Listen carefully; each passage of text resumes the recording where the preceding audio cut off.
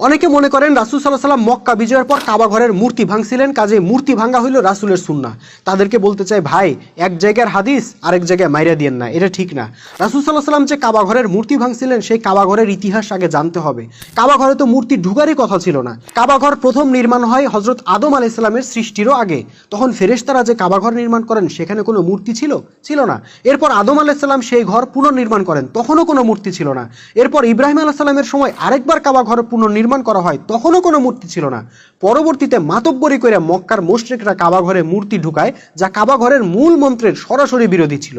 রাসূল সাল্লাল্লাহু আলাইহি ওয়াসাল্লাম জাস্ট কাবা ঘরকে তার আদি চেহারায় ফেরত নিয়ে গেছেন, অর্থাৎ কাবা ঘর আগে যেমন ছিল সেই চেহারায় ফেরত নিয়ে গেছেন মক্কা বিজয়ের পর। ওখানে কাবা ঘরে যদি মূর্তি না থেকে অন্য কিছুও থাকতো সেটাও রাসূল সাল্লাল্লাহু আলাইহি ওয়াসাল্লাম পরিষ্কার করতেন এবং আগের চেহারায় নিয়ে যাইতেন। সুতরাং মূর্তি ভাঙার অভিযান নয়, রাসূল সাল্লাল্লাহু আলাইহি ওয়াসাল্লামের ওই অভিযান ছিল কাবা ঘর পুনরুদ্ধারের অভিযান। যদি মূর্তি ভাঙাই লক্ষ্য হইতো তাইলে শুধু কাবা